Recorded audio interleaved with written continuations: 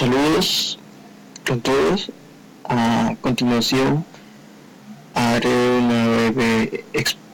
una exposición sobre lo que es la mala praxis. Entonces, empezamos. ¿Qué es la mala praxis? Mala praxis, como bien dice esta definición, es la práctica inhábil, impropia, inadecuada de desempeño profesional médico. Es la ejercicio no idónea de una actividad. Es la ausencia de diligencias apropiadas de conformidad con la naturaleza de la prestación que forma el contenido de una obligación cualquiera, ¿no?, en el ámbito médico del Estado. Está presente en la impericia, que es la falta de conocimientos técnicos y científicos, considerada como falta de habilidad, experiencia o práctica en una ciencia. En la imprudencia, que es la ausencia de moderación y racionalidad, es la precipitación en el acto, el descuido en la atención requerida, la falta de previsión de sus consecuencias sin el juicio médico adecuado. La negligencia es la falta de diligencia que puede deberse por ausencia de pericia o por negligencia propiamente, es decir, desidia, ¿no?, dejadez, prestar los servicios médicos con abandono, obrando con descuido hasta con indolencia, podría decirse. Efectuar la atención médica con apatía y con omisión de precauciones. La malapraxis médica, ¿cuándo ocurre realmente? La malapraxis médica no es más que el producto de la violación de las prácticas generalmente aceptadas para un padecimiento en particular. Esto también se lo conoce como la lex artis. El médico no puede inventar el tratamiento, tiene la obligación de aplicar las mejores prácticas, toda vez que los conocimientos médicos son el producto de un sistema de conocimientos organizados y orientados a tratar al enfermo y al paciente en general. Un ejemplo constituye el médico que aplica procedimientos atrasados o en desuso, ¿no? Quiere decir, el profesional de salud está obligado a vivir en la cresta de la ola porque la medicina avanza a pasos agigantados, y esto atrae como consecuencia que todos los días haya cientos de procedimientos que caen en desuso, sea por descubrirse que son más dañinos que el propio padecimiento, o bien sea porque se ha avanzado en una técnica menos invasiva y por ende menos traumática. Así las cosas, el médico que aplica procedimientos atrasados está incurriendo en mala praxis médica por violación de la lex artis o el conjunto de las mejores prácticas generalmente aceptadas en ese ámbito profesional. También incurre en mala praxis médica el médico que acude a procedimientos nuevos que no han sido aceptados por la comunidad médica mundial.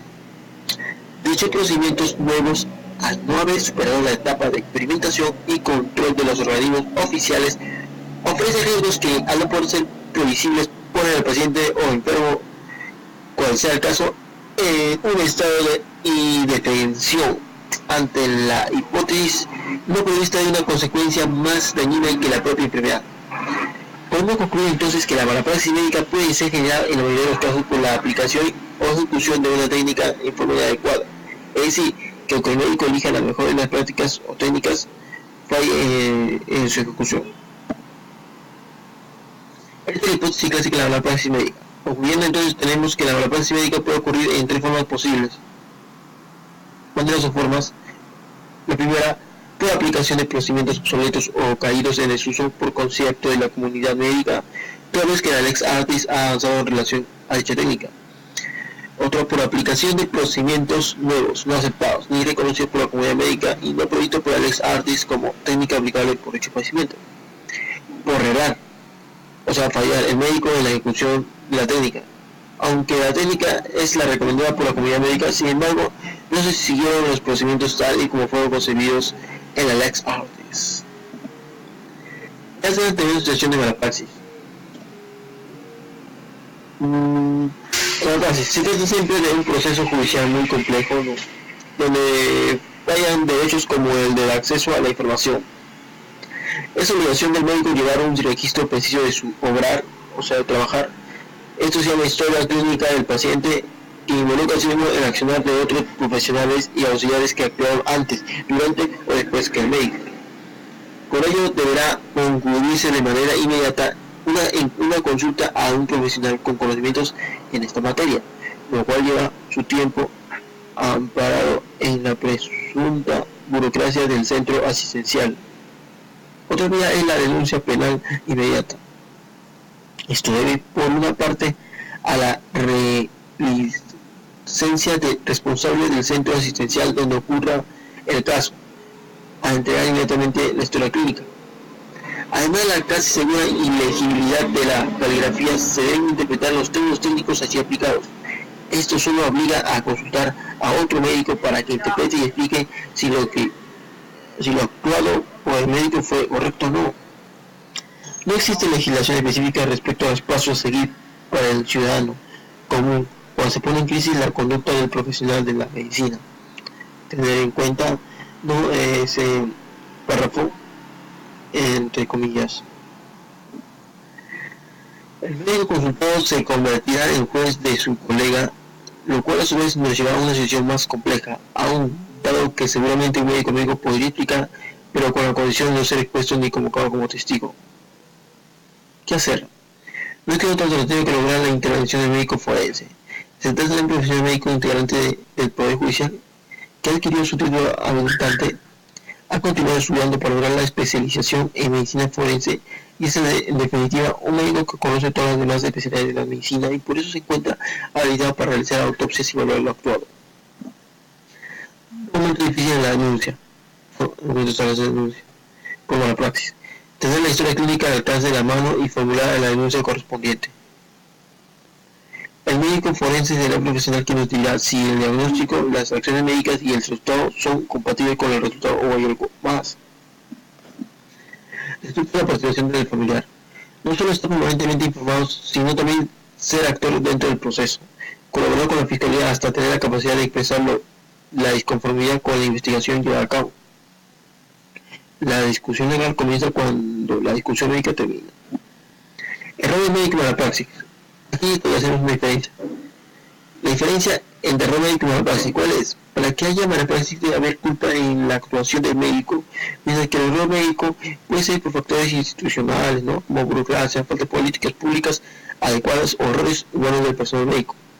A la hora de hablar de malapraxis médica se deben abordar muchos conceptos para valorar debidamente cada caso. Según la doctrina, la culpa puede ser por negligencia, imprudencia o impericia, como ya se habló anteriormente, y en los tres casos es totalmente punible judicialmente. Errores en la radiología. A continuación daré unas presentaciones sobre errores cometidos en este ámbito de la imagenología. Introducción. De manera de introducción, en 1967 Smith publicó el libro Error Approach en Diagnostic Radiology, en el que recopiló 975 errores y los clasificó en 6 clases. Así tenemos la primera clase llamada error de complacencia, clase 2 error de razonamiento, clase 3 falta de conocimiento, clase 4 error de percepción, clase 5 error por comunicación pobre, clase 6 error de causa desconocida. Se revisaron las actas de las reuniones de errores desde abril 2008 hasta abril 2013.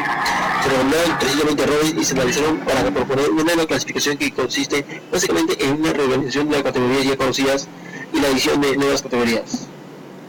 Se definen así: 3 categorías: errores cometidos durante la obtención de la imagen, errores cometidos durante la observación, errores cometidos durante la integración clínica, errores cometidos durante el análisis racional, errores cometidos durante la redacción y entrega del informe, errores cometidos durante la planeación y realización del procedimiento y administración de medicamentos. Errores cometidos durante la obtención de la imagen. Esta es una nueva categoría de error no informada por Smith. Se divide en 4 categorías: estudio incompleto, estudio con mala técnica, estudio mal marcado, examen inútil. Estudio incompleto. La analogía es la falta de proyecciones que pudieran haber demostrado la enfermedad. Estudio con mala técnica. En ocasiones se aceptan para informar estudios realizados con mala técnica. Los artefactos de borrosidad producidos por el movimiento o respiración del paciente y aquellos ocasionados por deficiente técnica radiológica. Por ejemplo, aquí podemos ver una placa de tórax en donde en la imagen que está a nuestra izquierda ve cómo el paciente ha tomado una buena inspiración, ¿no?, de aire, y pueden verse varias costillas posteriores. En cambio, la imagen de la derecha no lo vemos así, porque la inspiración es totalmente mala, no ha tomado el debido aire que se requiere en el paciente, porque podemos ver la imagen que solamente se ven 5 costillas posteriores, a lo cual está mal. No es recomendable esta imagen para diagnóstico de enfermedades porque se omiten algunas imágenes que pueden ser alguna enfermedad, o sea, nos puede escapar por ahí alguna enfermedad patológica, por ejemplo en los pulmones. Esto es mal marcado. Ocurre cuando se marca erradamente la lateralidad de la radiografía izquierda o derecha, el nombre del paciente o la extremidad a la que pertenece la imagen. Aquí hay una falla, aquí está la ausencia, no ausencia, sino hay una presencia errónea del reparo, ¿no? Por ejemplo, para distinguir el lado izquierdo y derecho. Cuando se realiza un estudio de imagen que al paciente no le ofrecerá beneficio en el diagnóstico que se pretende encontrar. Por ejemplo, que es un examen útil que ya está en desuso, una bibliografía que ha sido sustituida por nuevas técnicas imagenológicas. Error cometido durante la observación. Esta teoría de error fue descrita por Smith en lo denominado error de percepción. Por ejemplo, este es un error cometido durante la observación. Como vuelve la flecha, se ve un fragmento óseo por fractura en el dorso de la muñeca, que no fue identificado en ese debido momento. El radiólogo, pues claro, no sabía que la radiografía se había tomado por trauma, ni el sitio de dolor o la preparación, no sabía nada de esto. Error cometido entre la integración psíquica. La integración psíquica es el tercer paso en la tarea del radiólogo. También se reconoce como normal o anormal aquello que se detecta en la observación. La mayoría de los errores en esta categoría son falsos positivos, pero también falsos negativos. En estas figuras, por ejemplo, vemos error cometido entre la integración psíquica. Categoría, por ejemplo, hay una variante anatómica interpretada como una enfermedad que debe evitarse. No tomarlo así, sino reconocer en ese mismo instante de qué trata una variante. En la ecografía, que es la parte superior en la que se ven los anteriores vasculares adyacentes a la médula renal, indicados justamente por esas 3 flechas, fueron interpretadas como nefrocalcinosis. Se observa y, por ejemplo, en la parte de abajo donde está la radiografía de muñecas, variantes en el cuello de los escafoides. En el escafoide es un huesito, que pongo por acá también, y tuvimos justamente una variante, que es un huesito que se ve de manera de fractura, pero no es una variante. Bueno, vamos siguiente. Error continuo ante el diagnóstico racional. En el análisis racional, el radiólogo discrimina la normalidad encontrada para hacer un diagnóstico. Analiza la imagen con sus conocimientos médicos para nombrar una enfermedad. El radiólogo discrimina una normalidad encontrada durante la observación y la integración psíquica y le da un término diagnóstico. Y sí, aquí tenemos el error continuo ante el análisis racional. En la que se ve un tumor en el pulmón izquierdo, ahí donde está la flecha, que fue limitado como edema pulmonar porque el radiólogo había visto en ese mismo día otros casos de edema pulmonar por falla cardíaca. Ya un poco sugestionado por estas imágenes anteriormente observadas, le da la tendencia de que se equivoque quizás en la patología por ser muy reiterativo. Errores cometidos durante la redacción y entrega del informe. El informe radiológico es la forma como el radiólogo interactúa con el clínico y con el paciente y debe ser una comunicación efectiva. Por ejemplo, aquí vemos un error cometido durante la redacción y entrega del informe. Discrepancia entre el informe preliminar oral y el informe definitivo. En esta radiografía, por ejemplo, de colon por enema se ve una fístula rectal y ensachamiento del espacio presacro, donde está justo la flecha. El informe preliminar oral había sido estudio normal, pero no es así. Se había obviado esta fístula, que podemos ver a nivel de recto más o menos. Error cometido entre la planeación y realización de procedimientos y administración de medicamentos. No todas las complicaciones son error. Las complicaciones son